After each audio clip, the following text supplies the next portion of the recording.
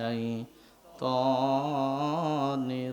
الرجيم بسم الله الرحمن الرحيم أم حسبت أن أصحاب الكهف والرقيم كانوا من آياتنا عجبا صدق الله المولى العظيم وصدق رسوله النبي الكريم ونحن على ذلك من الشاهدين الشاكرين سبحان ربك رب العزة عما يصفون وسلام على المرسلين সকলেই পড়ি আলহামদুলিল্লাহি রাব্বিল দুনিয়া থাকার জায়গা নয় রে দুনিয়া দুনিয়া থাকার জায়গা নয় দুনিয়া থাকার জায়গা নয় রে দুনিয়া দুনিয়া থাকার জায়গা নয় দুনিয়া থাকার জায়গা নয় নাকের কাছে জীবন তোমার মরণ ঘাড়ের পিছে পরাণ পাখি দিলে ফাঁকি সবই তোমার মিশে নাকের কাছে জীবন তোমার মরণ ঘাড়ের পিছে পরাণ পাখি দিলে ফাঁকি সবই তোমার মিশে চোখ বুঝিলে একবার আর তো চোখ বুঝিলে একবার আর তো ফিরাইবা না দুনিয়া থাকার জায়গা না দুনিয়া থাকার জায়গা নয় রে দুনিয়া দুনিয়া থাকার জায়গা নয় দুনিয়া থাকার জায়গা নয় লা ইলাহা লা ইলাহা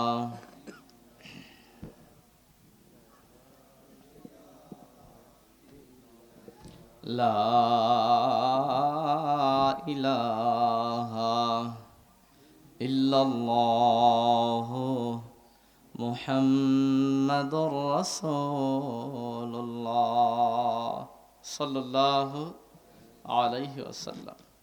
পাইকপাড়া মধ্যপাড়া জামে মসজিদের উন্নতি কল্পে আয়োজিত আজকের এই তাফসিরুল কোরআন মাহফিলের সম্মানিত সভাপতি সাহেব, প্রধান অতিথি, বিশেষ অতিথিবৃন্দ, ইতিপূর্বে আলোচনা রেখেছেন এ মাটির রত্ন হযরত উলামায়ে কেরাম, আমার সামনে বসা দিন প্রিয়, ইসলাম প্রিয়, তাওহীদি জনতার একাংশ, মুরব্বিয়ানে আইজম, সমবয়সী যুবক বন্ধুরা, পর্দার অন্তরালে অবস্থানরতা সর্বগুণে গুণান্বিতা পর্দা নিশি আমার মা এবং বোনেরা, সকলকে আন্তরিক ধন্যবাদ এবং অভিনন্দন জ্ঞাপন করে আমরা সর্বপ্রথম সেই মহান রব্বুল ইজ্জাত আল জালালের দরবারে শুকরিয়া আদায় করব, যেই রব্বুল আলামিন আমাদেরকে দয়া মায়া ভালোবাসার চাদরে জড়িয়ে আজকের এই বরকতিপূর্ণ মজলিসে আসার এবং বসার মতো তৌফিক দান করলেন।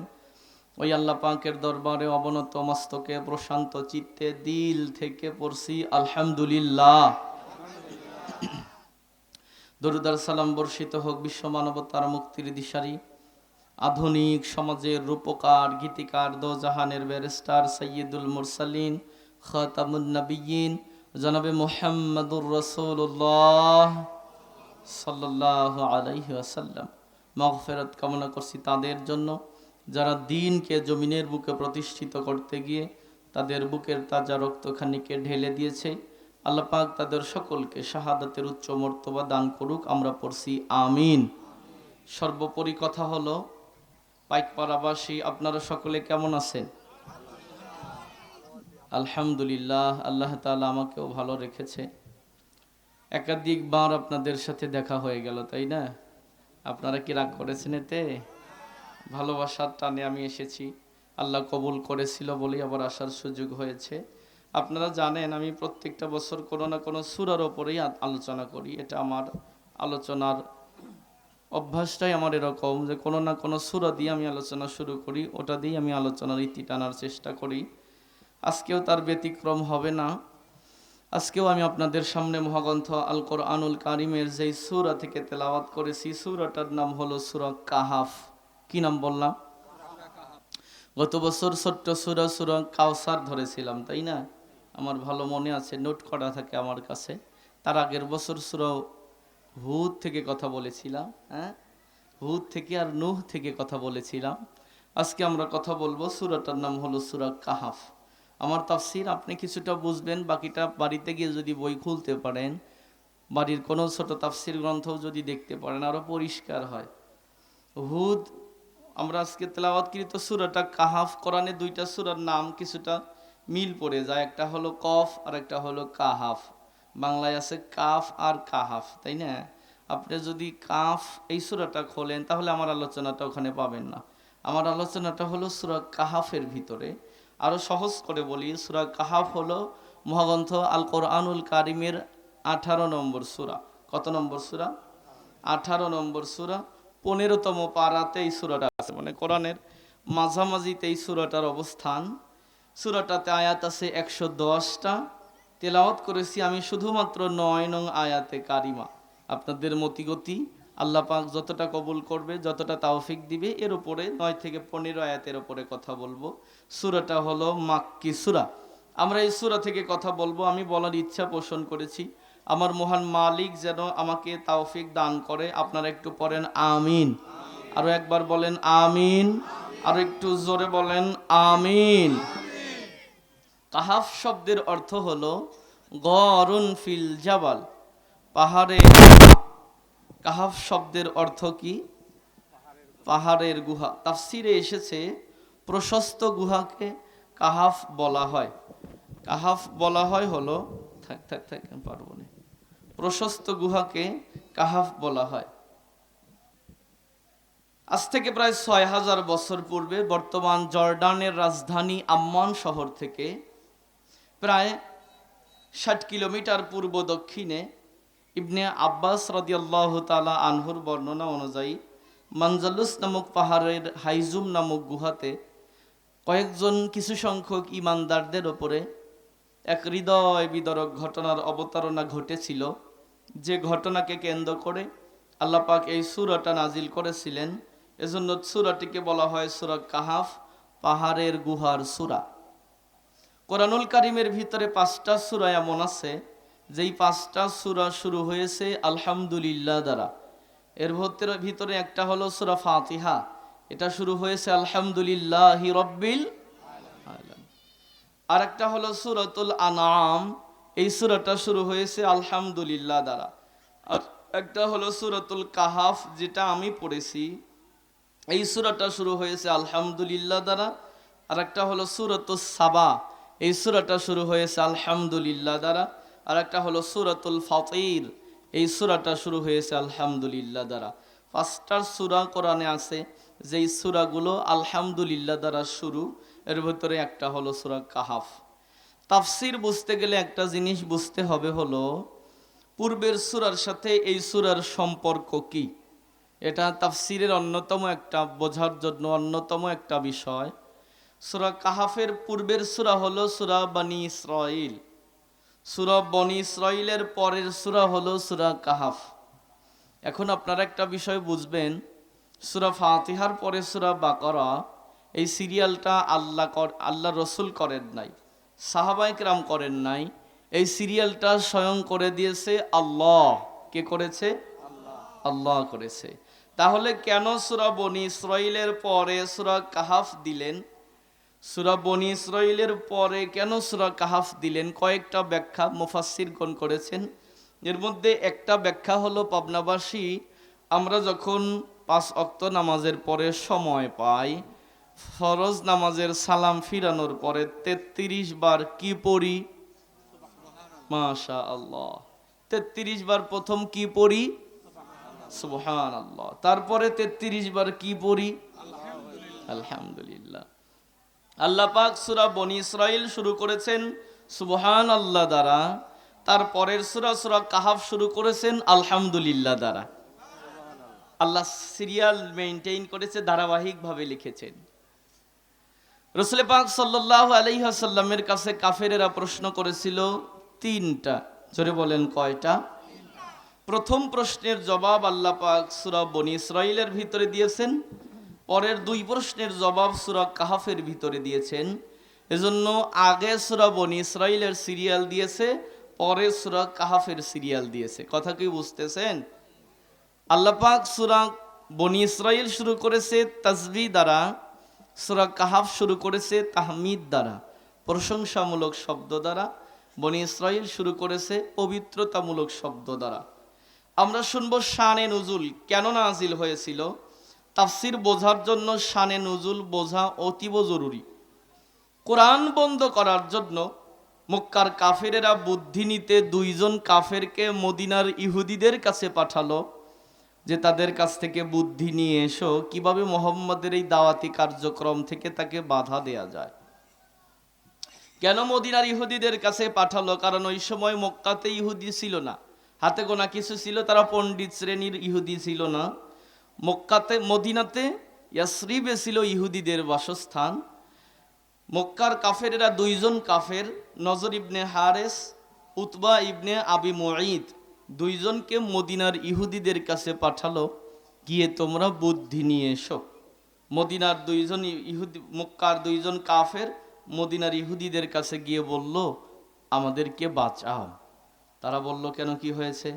বলে, আমাদের ঘরের ছেলে মোহাম্মদ, সে আবার নিজেকে নবী দাবি করে, আর আমাদের ছেলে মেয়েগুলো খায় দায় আমাদের ঘরে, মিছিল করে যায় মোহাম্মদের পক্ষে। সুবহানাল্লাহ। আওয়াজ আরো একটু বাড়াতে হবে, আরো একটু ক্লিয়ার হবে। আমি দূরে এসে কথা বলি তো, দেখেন চেষ্টা করে। মদিনার ইহুদিরা বলল যে, শোনো, মোহাম্মদ যদি সত্যি নবী হয়, তাহলে তার এই দাওয়াতি কার্যক্রম থেকে বাধা দেওয়ার জন্য আমরা মদিনার কয়জন ইহুদি কেন, যদি তামাম পৃথিবীর সব ইহুদিদেরকে একত্রিত করে তাবিজ বানায়া গলায় ঝুলায়াও রাখো, তাও মোহাম্মদের এই দাওয়াতি কার্যক্রম থেকে 1 ন্যানো সেকেন্ড পিছনে সরাতে পারবে না।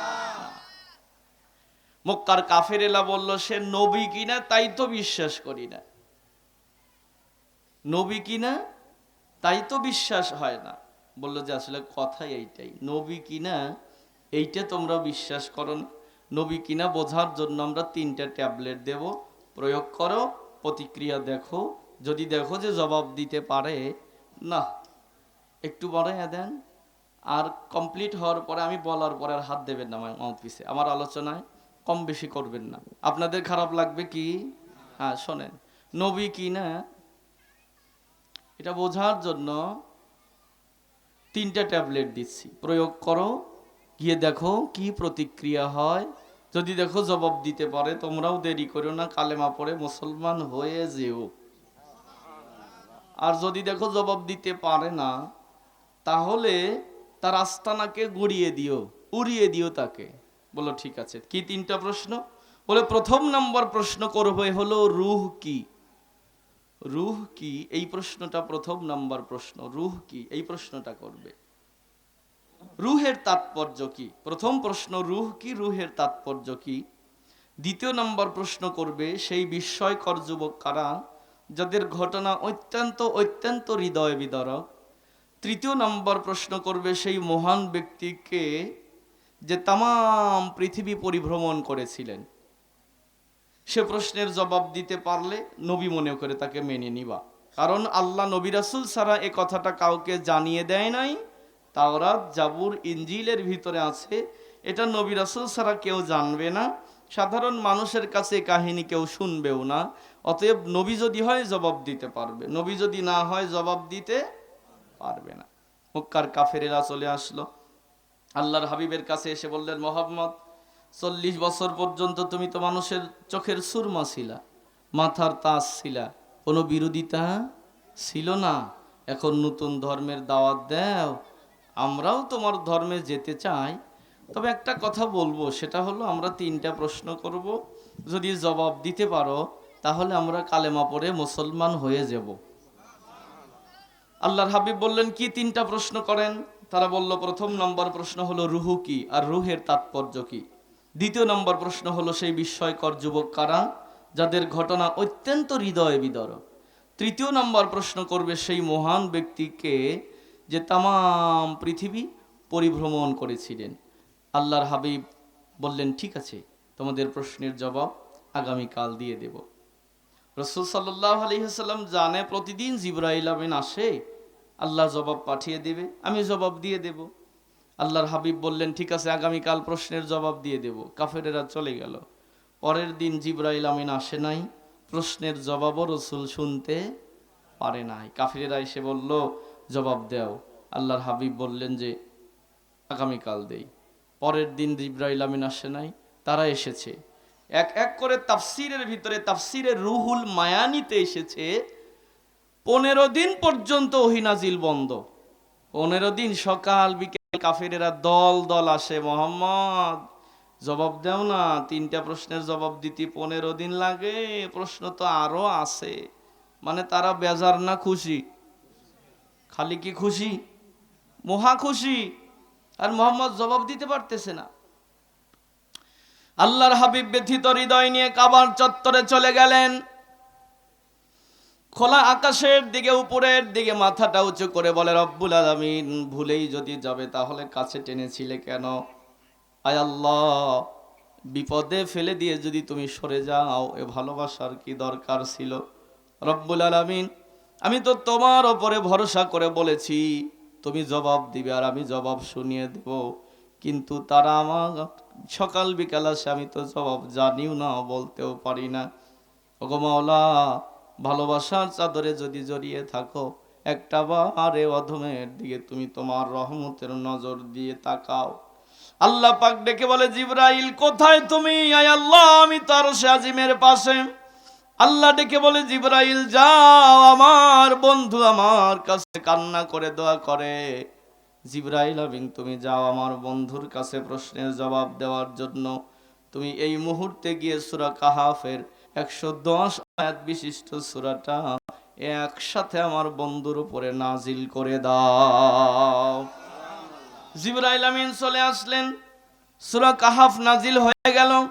আল্লাহর হাবিব ডেকে বলে, জিবরাইল ভাই, আসতে বড় দেরি হয়ে গেছে, আমার বড় কষ্ট হয়েছে। জিবরাইল আমিন ডেকে বলে, ইয়া রাসূলুল্লাহ, আমি সাধারণত সূরা নাজিল করি, আমি একা আসি, 2-1 ফেরেশতা আসে, কিন্তু আজকে আল্লাহ পাক আপনাকে সান্ত্বনা দেওয়ার জন্য আমার সাথে 1 নয় 2 নয় 70,000 রহমতের ফেরেশতা পাঠিয়েছে। সূরা কাহাফ এমন একটা সূরা, যেই সূরাটা নাজিলের সময় 70,000 রহমতের ফেরেশতা আল্লাহর হাবিবের কাছে এসেছিলেন। আল্লাহর নবী বলেন, আমার কোন উম্মত যদি জুমার দিনে, শুক্রবারের দিনে যদি এই সূরা কাহাফ তেলাওয়াত করে, ওই জুমা থেকে আগামী জুমা পর্যন্ত, অপর বর্ণনাতে এসেছে ওই জুমা থেকে গত জুমা থেকে ওই জুমা পর্যন্ত তার যত সগীরা গুনাহ হয়েছে, আল্লাহ পাক সব গুনাহগুলোকে মাফ করে দেয়। নবীজি আরো বলেন, আমার উম্মত পৃথিবীর যেই প্রান্ত থেকে এই সূরা কাহাফ তেলাওয়াত করবে, সেখান থেকে শুরু করে মক্কা পর্যন্ত পুরা জায়গাটা আল্লাহ নূরে নূরান্বিত করে দেয়। আল্লাহর হাবিব আরো বলেন, মুসনাদে আহমদ শরীফে এসেছে, নবীজি বলেন, যে ব্যক্তি সূরা কাহাফের প্রথম 10টা আয়াত মুখস্থ রাখবে, যে সূরা আমি পড়েছি সূরা কাহাফ, রাসূল বলেন সূরা কাহাফের প্রথম 10টা আয়াত যদি কেউ মুখস্থ রাখতে পারে, কিয়ামতের ময়দানে আল্লাহ পাক তার মাথার চাঁদি থেকে পায়ের তালু পর্যন্ত সমস্ত অঙ্গটা নূরে নূরান্বিত করে দিবে। নবীজি আরো বলেন, যে ঘরে রাতের বেলা সূরা কাহাফ তেলাওয়াত হয়, ও ঘরের ওপরে আল্লাহর রহমত বরকত বর্ষিত হয়। নবী পাকের একজন সাহাবী উসাইদ ইবনে হুজাই রাত্রিবেলা সূরা কাহাফ তেলাওয়াত করতেছিলেন, যখন বাইরে বেঁধে রাখা ঘোড়াটা লাফালাফি করতে লাগলো, তখন সাহাবী তেলাওয়াত বন্ধ করে দিলেন, লাফালাফি বন্ধ হয়ে গেল। আবার তেলাওয়াত করে, ঘোড়া আবার লাফালাফি করে। সাহাবী আবার তেলাওয়াত বন্ধ করে দেয়, ঘোড়া আবার লাফালাফি বন্ধ করে দেয়। সাহাবী বাইরে এসে দাঁড়িয়েছে, উপরের দিকে তাকিয়ে অবাক হয়ে গেছে। আকাশের মধ্যে তাকিয়ে দেখে এক খণ্ড মেঘের ভেলা তার বাড়ির ওপর এসে ছায়াদান করতেছে। ভয় পেয়ে গেল, তেলাওয়াত করলেন না। সকালবেলা আল্লাহর হাবিবকে বললেন, নবীজি, রাত্রিবেলা সূরা কাহাফ তেলাওয়াত করতেছিলাম, যখন আমার ঘোড়াটা লাফালাফি করলো, তখন আমি বাইরে বের হয়ে দেখি আমার বাড়ির ওপরে এক খণ্ড মেঘের ভেলা এসে ছায়াদান করতেছে। আল্লাহর নবী বলেন, উসাইদ ইবনে হুজাইরে, তোমার বাড়ির ওপরে ওটা মেঘের ভেলা ছিল না, তোমার বাড়ির ওপরে রহমতের বরকতের ফেরেশতারা এসে তোমার বাড়ির ওপরে অগণিত রহমত আর বরকত বর্ষণ করতেছিল।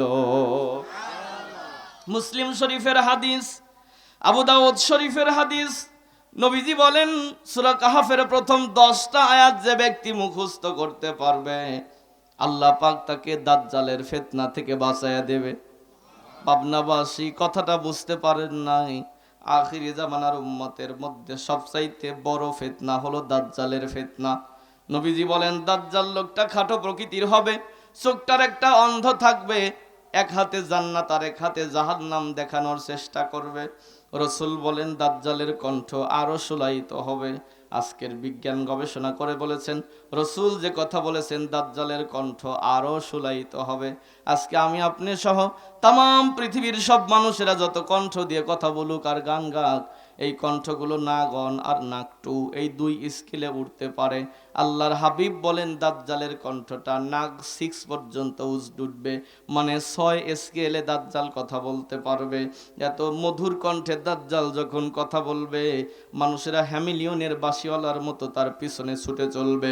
রসুল বলেন, দুর্বল ইমানদার যারা, ইমান হারা হয়ে যাবে তারা। উম্মত, তোমরা যদি শুনতে পাও দাজ্জাল পৃথিবীতে এসেছে, আল্লাহর কাছে দোয়া করিও, আয় আল্লাহ, দাজ্জালের সাথে দেখা হওয়ার আগে আমাকে তুমি ডাক দিয়ে নিয়ে যাও। কেন দাজ্জালের সাথে যার দেখা হবে, দুর্বল ইমানদারদের ইমান নষ্ট হয়ে যাবে।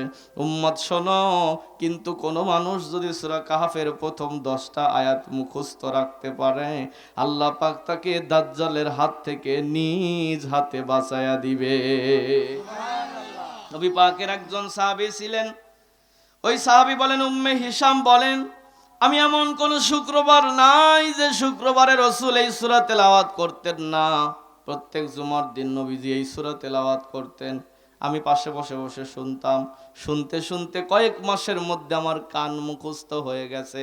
কয়েক মাস পরে দেখলাম সূরাটা আমার মুখস্থ হয়ে গেছে।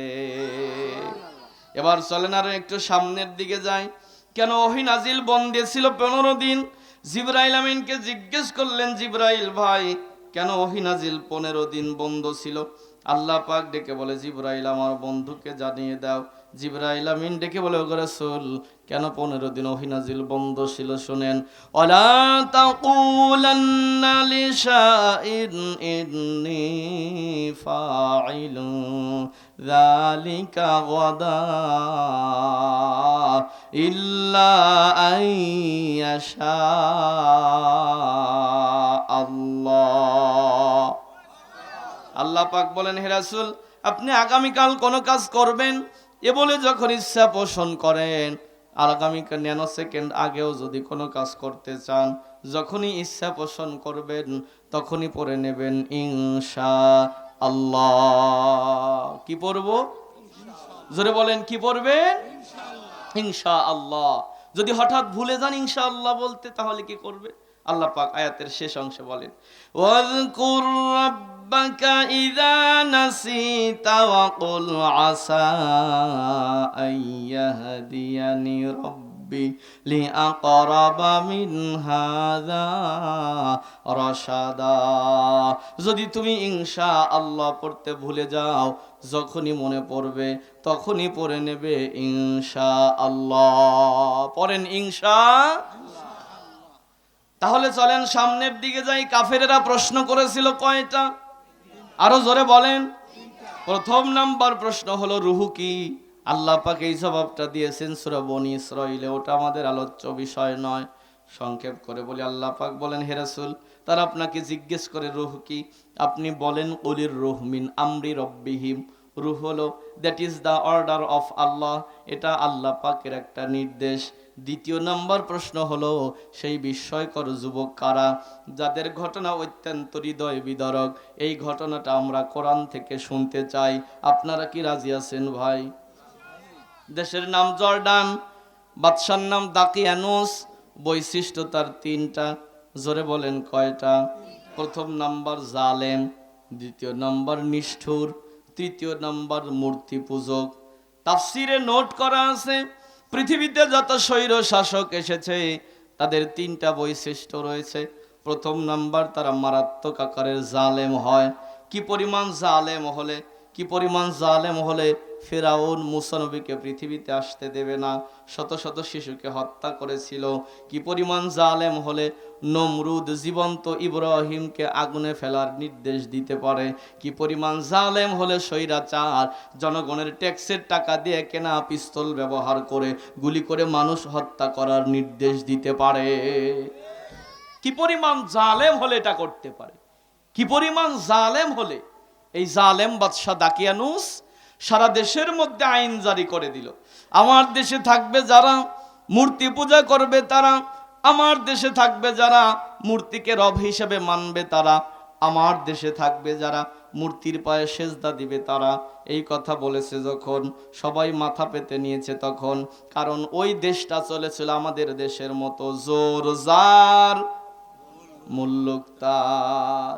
সবাই মাথা পেতে নিয়েছে কিন্তু মানল না তারা। 7 জন যুবকের একটা গ্রুপ, যারা 7 জন যুবক দাঁড়িয়ে বলল না যে মূর্তির মুখের ওপরে কুকুর একটা ঠ্যাং উঁচু করে পেশাব করে দিলেও ঠেকাতে পারে না। ও মূর্তি কখনো আমাদের রব হিসেবে মানতে পারি না, এটা বিবেকেও ধরে না, যুক্তিতেও খাটে না। যাক, হিন্দু বন্ধু আর মুসলমান বন্ধু নাকি যাচ্ছে, তো হিন্দু বন্ধু জঙ্গলের ভিতরে যা পাইছে হইলো তুলসী গাছ, পাওয়ার পরেই তো বসে থেকে এরকম করতেছে। মুসলমান বন্ধু বলতেছে দোস্ত এটা কি? বলে আমার খোদা। মুসলমান বন্ধুর তো রাগ উঠে গেছে, টান দিয়ে তুলে হাতের সাথে ঘষা দিয়ে, পাশার সাথে ঘষা দিয়ে ফালা দিছে, তোর খোদা না গাধা। হিন্দু বন্ধু চিন্তা করতেছে তুই আমার খোদার সাথে বেয়াদবি করলি, আমি যদি তোর খোদাকে পাইতাম তাহলে মজা দেখাইতাম। মুসলমান বন্ধু চিন্তা করতেছে ও তো আমার খোদা হিসেবে যেটাকে দেখাবো ওইটার সাথেই ও তো মারামারি শুরু করে দিবে। মুসলমান বন্ধু হাঁটে আর চিন্তা করে কি পাওয়া যায়, খুঁজতে খুঁজতে পাইছে হলো বিলাই আশ্রা গাছ। দেখার পরে ওখানে বসে পড়ছে। হিন্দু বন্ধু বলতেছে দোস্ত এটা কি? বলে আমার খোদার একটা মাকলুকাত। ও বাবা, খোদা শোনার সাথে সাথে ও টেম্পারেচার বাইরে গেছে, টান দিয়ে তুলে 2 হাতের মধ্যে আচ্ছা মতো ডলতেছে। মুসলমান বন্ধুর রাগ নাই কম ছিল, লুঙ্গির উপর দিয়ে ঘষা দিছে, ওর তো রাগ বেরিয়ে গেছে, ও লুঙ্গি তুলে ঘষা মারছে। এখন কিছু পথ যায় আর খালি জাপানি ড্যান্স দেয়। মুসলমান বন্ধু বলল দোস্ত এরকম লাগালি কে? হ্যাঁ, এক প্রকারে ডেকে বলে বন্ধু রে তুই তো আমার খোদার সাথে বেয়াদবি করলি। আমার খোদা তো হ্যাঁ হুঁ কিছুই বললো না, কিন্তু আমি তোর খোদার সাথে বেয়াদবি করার সাথে সাথে তোর মতো বন্ধুর সামনে আমাকে ল্যাংটা করে ফেলাইছে। মুসলমান বন্ধু বলল দোস্ত এটা আমার খোদা না, আমার খোদার একটা মাকলুকাত। আমার একটা খোদার মাকলুকাতের যদি এত বড় ক্ষমতা থাকতে পারে তোর মতো বন্ধুকে সামনে ল্যাংটা করে ফেলতে পারে, তাহলে আমার খোদার দাম আর শক্তি কত বেশি বল, ঠিক না? 7 জন যুবক ডাক দিয়ে বলল ওই মূর্তিকে আমরা রব হিসেবে মানতে পারি না, কারণ এটা বিবেকেও ধরে না, বুদ্ধিতেও খাটে না। 7 জন যুবক যখন রাষ্ট্রের মধ্যে প্রকাশ্যে বিদ্রোহ ঘোষণা করে দিল, আল্লাহ পাক বলেন হে রাসূল তাদের কথা ওরা জানতে চায়, আমি আপনাকে বলি রাসূল তাদেরকে আপনি জানিয়ে দেন। ওদের ব্যাপারে যখন জানতে চায় আপনি ওদের ব্যাপারে বলে দেন। ইয়া রাসূলুল্লাহ, ইয়া হাবিবাল্লাহ, মানুষেরা আপনাকে প্রশ্ন করেছে সেই বিস্ময়কর যুবক কারা, তাদের ব্যাপারে আমি বলি শোনেন। আল্লাহ পাক বলেন নাহনু নাকুসসু আলাইকা নাবাআহুম বিল হক। হে রাসূল আমি আপনাকে সত্য একটা ঘটনা বলি, ইন্নাহুম ফিতিয়াতুন, নিশ্চয়ই তারা হলো যুবকগণ। এখানে যারা আরবি গ্রামাটিক্যাল ভালো বোঝেন, ফাতা শব্দের অর্থ হলো যুবক, ফিতিয়া হলো ফাতা শব্দের বহুবচন। আল্লাহ পাক বলেন নিশ্চয়ই তারা হলো যুবকগণ। যুবক কাকে বলা হয়?